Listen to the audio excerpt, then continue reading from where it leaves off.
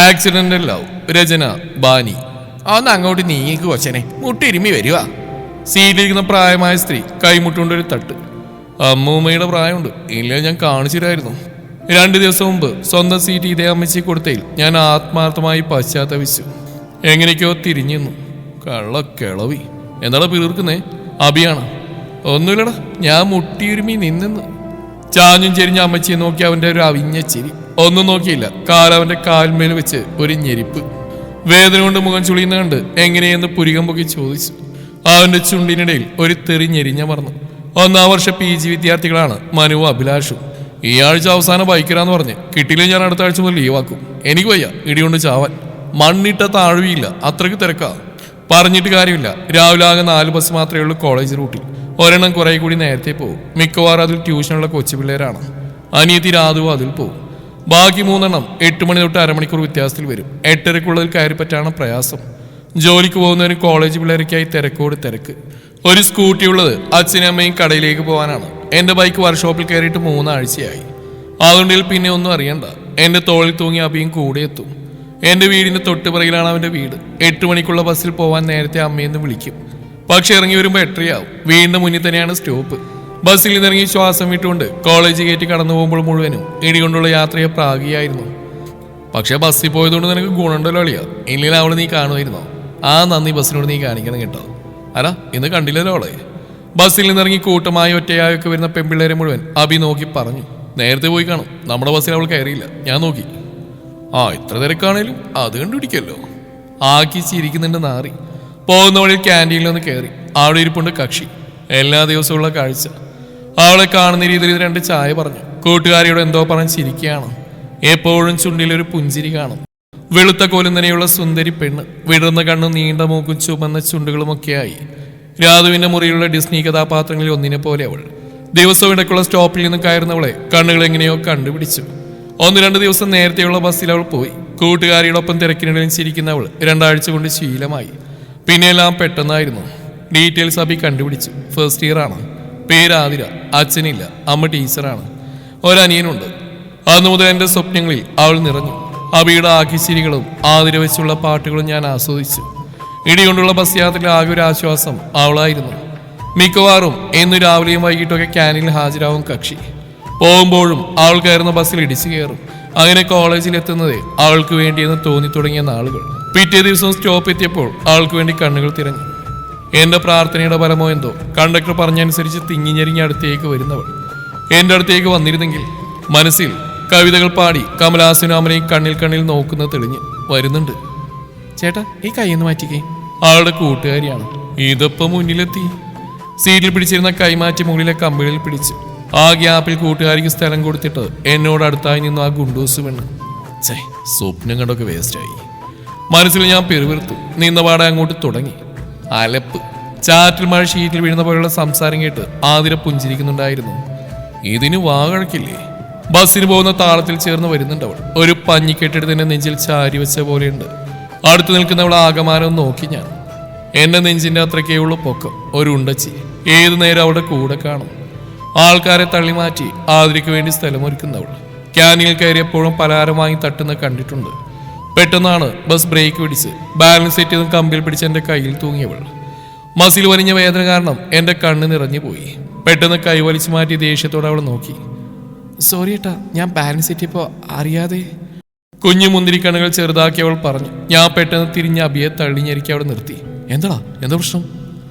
അവൻ്റെ ചോദ്യം അവഗണിച്ച് ഞാൻ ഗൗരവത്തിൽ നിന്നു. കൈ വല്ലാതെ വേദനിക്കുന്നുണ്ട്. 10-70 കിലോയോളം ഭാരം വരും ആ പെണ്ണിന്. അതോടെ അരച്ചുകൊണ്ടിരുന്ന അവൾ സൈലൻ്റായി. ഇറങ്ങുന്ന നേരം വരെയും ഇടയ്ക്കിടയ്ക്ക് എൻ്റെ മുഖത്ത് നോക്കുന്ന മനസ്സിലായിട്ടും ഞാൻ കണ്ടെന്ന് നടിച്ചില്ല. ആതിരയും വല്ലായ്മയോടെ എന്നെ നോക്കുന്നുണ്ടായിരുന്നു. ഒന്നും ശ്രദ്ധിക്കാൻ തോന്നിയില്ല. അവളുടെ തെറ്റില്ലെന്നറിയാമെങ്കിലും ദേഹം നൊന്നാൽ എനിക്ക് ദേഷ്യം വരും. അന്ന് ദിവസം മുഴുവൻ പോക്കായിരുന്നു. ഉച്ചയ്ക്ക് ക്യാനിൽ പോയി കഴിച്ചിറങ്ങാൻ നേരം എന്തോ പറഞ്ഞു വന്ന് എന്നെ ഇടിച്ചു. എന്താണെന്ന് മനസ്സിലാവും മുന്നേ പുറകിലേക്ക് മലർന്നു വീണു. നെഞ്ചിലെ ഭാരം കാരണം എനിക്ക് ശ്വാസം മുട്ടുന്നുണ്ടായിരുന്നു. എവിടേക്കോ വേദനിക്കുന്നു. കണ്ണു തുറന്നപ്പോൾ തൊട്ടു മുന്നിൽ അവളുടെ മുഖം. എന്നെ അള്ളി പിടിച്ച് കിടക്കുന്നുണ്ട് ജന്തു. എങ്ങനെയോ ഉരുണ്ട് എഴുന്നേറ്റ് നിന്ന് എന്നെ നോക്കുന്നു. ഇപ്പുറത്തെ കൈയിനൊരു തീരുമാനമായി. വേദന കൊണ്ട് മിണ്ടാൻ പോലും പറ്റാത്ത അവസ്ഥയായി ഞാൻ. ആരെയൊക്കെയോ പിടിച്ച് എഴുന്നേൽപ്പിച്ചു. നേരെ നിന്ന് ആൾക്ക് നേരെ തിരിഞ്ഞു ഞാൻ. പിന്നെ അവിടെ തെറിയ അഭിഷേകമായിരുന്നു. അടുത്തുനിന്ന് അഭിവരെയും ചെവിയിൽ വിരൽ വെച്ചു. ചുറ്റും കൂടുന്നവരൊക്കെ അന്തം വിട്ട് നോക്കുന്നുണ്ട്. കുറച്ച് ആശ്വാസം തോന്നിയപ്പോൾ ഞാൻ നിർത്തി. അവളുടെ ഭാവം കാണണമായിരുന്നു. ജീവനുണ്ടോ എന്ന് പോലും സംശയം തോന്നും വിധം കണ്ണു മിഴിച്ച് നിൽക്കുന്നവളെ മറികടന്നു പോയപ്പോൾ വാതിൽക്കിൽ അതിനേക്കാളുടെ എക്സ്പ്രഷൻ ഇട്ട് ആതിര നിൽപ്പുണ്ടായിരുന്നു. പിറ്റേന്ന് മുതൽ എന്തായാലും ഇടിയും കൊണ്ട് കോളേജിൽ പോകേണ്ടി വന്നില്ല. കൈമുട്ട് നീര് വെച്ച് വീർത്തു. വീണതിനിടയിൽ എവിടെയോ ഇടിച്ചതാണ്. എക്സ്റേയിൽ പൊട്ടലില്ലാത്തതുകൊണ്ട് പിന്നെ വൈദ്യനെ കാണിച്ചു. കുഴമ്പും തടവലുമൊക്കെയായി ഞാനൊരു പരുവത്തിലായി. 2-3 ദിവസത്തേക്ക് കയ്യനക്കാൻ പാടില്ല. അന്ന് ഞാൻ പോവാത്ത പ്രമാണിച്ച് അബിയും ലീവാക്കി. പിറ്റേന്ന് പോയതോടാകെ ബോറായി. ചുമ്മാ ടി വിയിൽ നോക്കിയിരിക്കെ ഉച്ചക്ക് പരിചയമില്ലാത്ത നമ്പറിൽ നിന്ന് കോള്. ചേട്ടാ, ഞാൻ പാർവതിയാ, സോറി പറയാൻ വിളിച്ചാ. പെട്ടെന്ന് ആരെന്ന് മനസ്സിലായില്ല. ഓർമ്മകളിൽ ഒരു പാർവതിയെയും കിട്ടുന്നില്ല. ഇന്ന് കണ്ടില്ല. മറ്റേ ചേട്ടൻ പറഞ്ഞു കൈയുടെ കാര്യം. ആ ചേട്ടൻ്റെ കയ്യിൽ നമ്പർ വാങ്ങിയതാ. അന്നും ക്യാൻറ്റീനിൽ വന്ന ബസ്സിലായത്തിന് സോറി പറയാൻ വേണ്ടിയായിരുന്നു. നിങ്ങൾ ഇറങ്ങുന്നതിൻ്റെ സ്പീഡിൽ വന്നാ കാല് സ്ലിപ്പായി. മോളിയതല്ലാതെ ഒന്നും പറയാൻ പോയില്ല. അത്രയ്ക്ക് വേദന ഞാൻ സഹിച്ചു. വേറെ മറുപടിയൊന്നും കാണാത്തോണ്ടായിരിക്കും ഒന്നുകൂടി സോറി പറഞ്ഞ് അവൾ ഫോൺ കട്ട് ചെയ്തു. വൈകിട്ട് അഭി വന്നപ്പോഴും പറഞ്ഞു അവൾക്ക് സങ്കടമുണ്ടെന്ന്. ആ ഞായറാഴ്ച ഞങ്ങൾക്കൊരു അതിഥി ഉണ്ടായിരുന്നു. വേറെ ആരുമല്ല, സാക്ഷാൽ പാർവതി. ആളെ മനസ്സിലായില്ല ആർക്കും. സ്കൂളിൽ നിന്നും കോളേജിൽ നിന്നും ഫ്രണ്ട്സൊക്കെ വന്നിട്ടുണ്ടെങ്കിലും പെൺകുട്ടികളാരും വന്നിട്ടില്ല. കയറി വന്ന അപരിചയത്തോടെ നോക്കുന്ന അവളെ ഞാൻ പരിചയപ്പെടുത്തി. ഇതാണമ്മ എന്നെ ഇടിച്ച് അമ്മന്തി പരുവാക്കി ആ ബുൾഡോസർ. എന്താണ് ഈ പറയുന്നത്? ഇങ്ങനെയാണോ സംസാരിക്കുന്നത്? തല്ലുന്ന രീതിയിൽ കൈ കാണിച്ച് അമ്മ അവളുടെ അടുത്തേക്ക് ചെന്നു. അച്ഛൻ്റെ നോട്ടത്തിലും കുറ്റപ്പെടുത്തുന്ന ഭാവമുണ്ടായിരുന്നു. ആകെ വിളറിയുന്ന അവളുടെ മുഖം കണ്ടപ്പോൾ എനിക്കും പാവം തോന്നി. പക്ഷെ ഒന്നും പറഞ്ഞില്ല. രാധുവുമായി സംസാരിക്കുന്നുണ്ട്. കുറച്ചു നേരത്തെ വിശേഷം പറച്ചിലൊക്കെ കഴിഞ്ഞപ്പോൾ അവളുടെ തനി സ്വരൂപം പുറത്തു വന്നു. രാധുവാണ് ഏറ്റവും വലിയ വായാടിയെന്നാണ് അമ്മയുടെ പക്ഷം. അതിനിന്നെന്തായാലും മാറ്റം വന്നിട്ടുണ്ട്. വിശേഷം പറഞ്ഞ് അവളുടെ അച്ഛനപ്പൂപ്പന്മാരുടെ കാര്യം വരെയും പറഞ്ഞു തീർത്തു. പറഞ്ഞു വന്നപ്പോൾ അച്ഛനും അമ്മയ്ക്കൊക്കെ അവളുടെ വീട്ടുകാരെ നന്നായിട്ട് അറിയാം. ഞാൻ പയ്യെ അകത്തേക്ക് വലിഞ്ഞു. കുറച്ചു കഴിഞ്ഞപ്പോൾ എൻ്റെ മുറിയിലേക്ക് വന്നു. എന്തോ വായിലിട്ട് ചവക്കുന്നുണ്ട്. പോവാനിറങ്ങുവാണ്. സത്യമായിട്ട് ഞാൻ മനഃപൂർവ്വം ഇടിച്ചല്ല, പെട്ടെന്ന് വന്നപ്പോൾ പറ്റിയതാ. പഴയ പലവി തന്നെ. സാരമില്ല, അന്ന് ഇയാൾ വഴക്ക് പറഞ്ഞപ്പോഴേ എൻ്റെ ദേഷ്യം തീർന്നു. അയ്യോ പൊന്നെ, ഓർമ്മിപ്പിക്കല്ലേ. അതിനെ വഴക്കെന്ന് പറഞ്ഞാൽ ചെറുതാക്കല്ലേ. അറ്റാക്ക് വന്നാലെന്ന് വരെ ഞാൻ പേടിച്ചു. എന്നാലും ചേട്ടൻ്റെ ദേഷ്യം മാറിയല്ലോ. പോകാനിറങ്ങിയവളെ തിരികെ വിളിച്ചു. പൂർണ്ണമായും ദേഷ്യം മാറിയിട്ടില്ല. ഇയാളൊരു സഹായം ചെയ്യുമെങ്കിൽ മാറ്റാം. ആദ്യയുടെ ഡീറ്റെയിൽസ് ഒക്കെ വേണം, ഇഷ്ടാനിഷ്ടങ്ങളൊക്കെ. പിന്നെ ഒരു കാര്യം പറയും വേണം. 2 നിമിഷം ചൂയി നോക്കുന്നുണ്ട്. കാര്യം മനസ്സിലായതുപോലെ തലയാട്ടി. ആലോചിച്ച് 2 ദിവസം കഴിഞ്ഞ് പറയാമെന്ന് പറഞ്ഞു. ദൈവമേ, കൊളാവോ, അരവട്ടാണെന്ന് തോന്നുന്നു. നീരൊക്കെ പറ്റി പിറ്റേ ആഴ്ച മുതൽ കോളേജിൽ പോയി. ഇപ്പൊ സവാരി പഴയതുപോലെ ബൈക്കിലായി. 2 ദിവസത്തിന് ശേഷം മറുപടി തരാൻ നേറ്റോൾ പിന്നെ വിളിച്ചൊരു ഡിമാൻഡായിട്ടാണ്. ആതിരയുടെ അമ്മ മരിച്ചു. എല്ലാവരും നാട്ടിൽ പോയിരിക്കുകയാണ്. ആ ഒരാഴ്ച അവൾക്ക് ബിരിയാണി വാങ്ങിക്കൊടുക്കണം ഉച്ചക്ക്. പിറ്റേന്ന് ക്യാനിൽ വെച്ച് കണ്ടവൾ ബിരിയാണി കുത്തിക്കയറ്റി കഴിക്കുവാണ്. ചേട്ടൻ്റെ മനസ്സിലെന്തോന്ന് എനിക്ക് മനസ്സിലായി. ഒരാഴ്ച എനിക്ക് ബിരിയാണി വാങ്ങി തരുന്നുള്ള ചിന്തയല്ലേ? ആണെന്ന് തലവിളിക്ക് സമ്മതിച്ചു. മുതൽ മുടക്കിലാണെന്ന് കിട്ടില്ല ഏട്ടാ. ഒരാഴ്ച ബിരിയാണി വാങ്ങി തരാനുള്ള സാമ്പത്തിക സ്ഥിതി ചേട്ടനുണ്ട്. അത് നോക്കിയേ ഞാൻ ഡിമാൻഡ് പറയാറുള്ളൂ. ഇതിപ്പോ നിന്റെ സ്ഥിരം പണിയാണോ വെച്ചേ? അഭിയാണ്. ആരും കൂടി ഒരെണ്ണം വാങ്ങിയിരുന്നു. പിന്നല്ലാതെ എത്ര അംശം പരിപാടി ചെയ്തിട്ടുണ്ട്.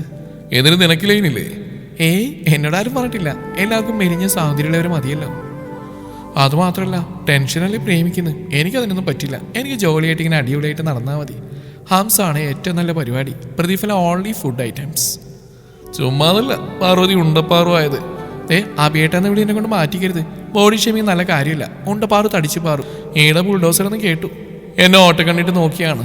സോറിയടി, ഇനി വിളിക്കില്ല. എന്നാലും എന്നെ പാറു, ദിവസവും ബിരിയാണി കുറച്ച് കടന്നു പോയില്ലേ? ഒരു കുഴപ്പമില്ല. ഞാൻ പറഞ്ഞില്ലേ, ബാക്ക്ഗ്രൗണ്ട് നോക്കിയിട്ട് ഞാൻ വാങ്ങും. മനുവേണ്ണ റോഡ് സൈഡിൽ നല്ലൊരു വീടുണ്ട്. അച്ഛൻ നമുക്ക് സ്വന്തമായിട്ട് 2 കടയുണ്ട്. ഒരു ടെക്സ്റ്റൈൽസ്, ഒരു സ്റ്റേഷനറി. അതിൽ നമ്മുടെ ടൗണിൽ ഏറ്റവും കൂടുതൽ കച്ചവടം ഉണ്ടെന്ന് എനിക്കറിയാം. അതുകൊണ്ട് ഒരാഴ്ച ബിരിയാണിക്ക് ഒരു പ്രശ്നമില്ല. നീ എൻ്റെ വീടിൻ്റെ ആധാരം നോക്കിയോ? പിന്നെ എൻ്റെ കൂട്ടുകാരെ സ്നേഹിക്കുന്ന ആൾ എങ്ങനെയുണ്ടെന്ന് ഞാൻ അറിയണ്ടേ? നിങ്ങളെപ്പറ്റി നോക്കി. ഹൈസ്കൂളിൽ പഠിച്ച മുതൽ ഒരു പ്രേമുണ്ടായിരുന്നു. +1 ആയപ്പോൾ അത് പൊട്ടി.